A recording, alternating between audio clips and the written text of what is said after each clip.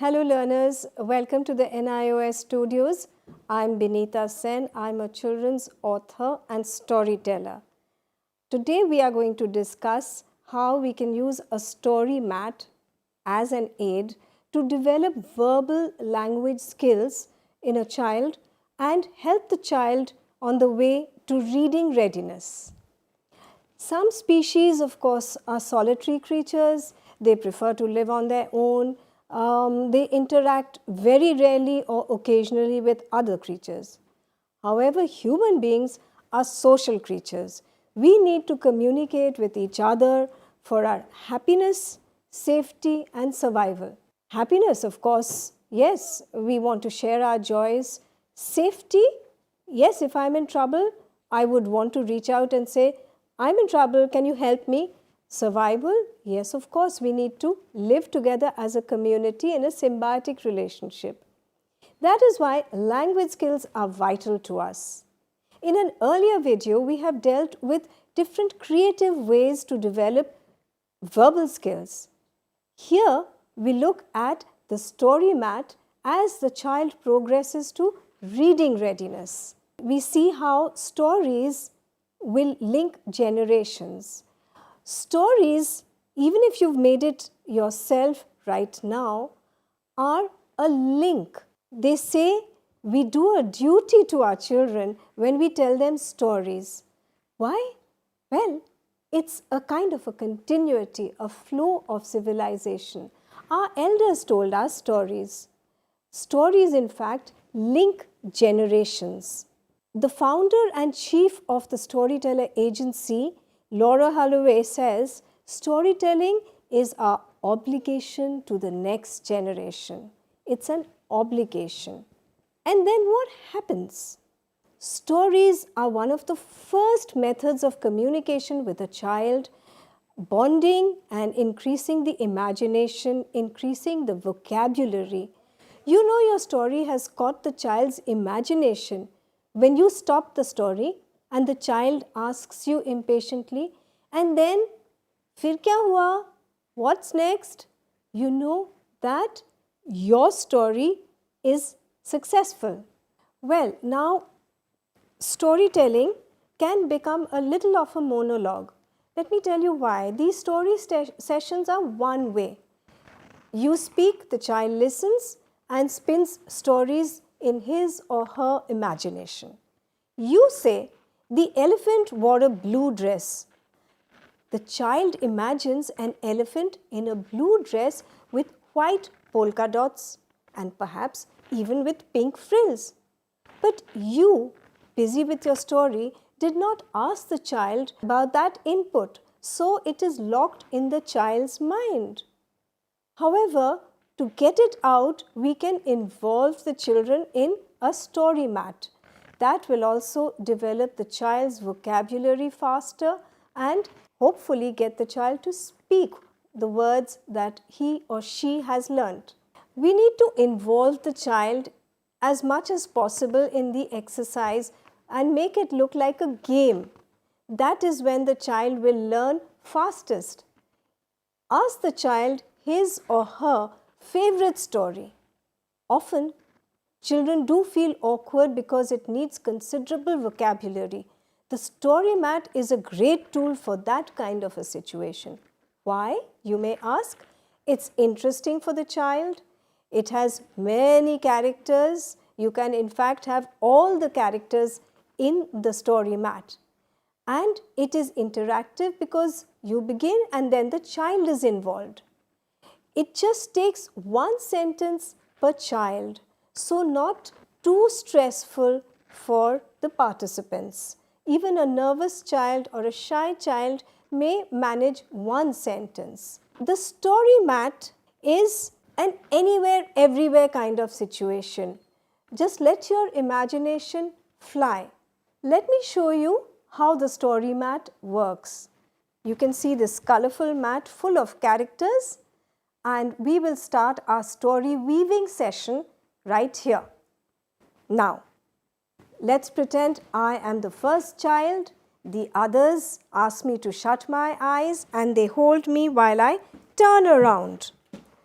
and as I turn around, they lead me, and along the story mat, we stop somewhere, I don't know where. Let's say I stop here. I open my eyes and I see, oh, this is a beautiful butterfly. So, as the first person telling the story, I say, once there was a very pretty butterfly. Now, that is sentence 1 of the story. That's all the first person says. The second person, let's pretend this is the second person, comes into play now. The others, except for me, because I'm standing on the butterfly, will help the other person, that is this, the first player, to turn around, and then with his eyes shut, we will take him to one square. He opens his eyes and he sees, whoa, here we are, a dog. He has to link my butterfly with the dog in some kind of a sequence to make a story. So, once there was a pretty brown butterfly. It was flying over the flowers when it saw a brown dog, right? So, the second child also stands here. We've got someone standing on the butterfly and someone standing on the dog. These two have been linked. Let's pretend this is our third child. The others ask her to shut her eyes and then they turn her around very gently. Be careful, no pushing, and they lead her across and then they stop perhaps here. She opens her eyes and finds herself standing on a pink rose. Now she has to link the butterfly, the dog, and the rose. So maybe the butterfly was flying over the flowers, saw the brown dog and said, "Have you seen a pink rose? I'm looking for it. It has the sweetest honey. I would like some of that honey." And the dog said, "Come, I will take you to the pink rose." The dog will lead the first player here. And so on. This is the way the story evolves. It can take any number of children. Just one child at home? Doesn't matter. This can be played with one child also. Now just imagine you and the child are at home and the child is bored and you want the child to get a little creative.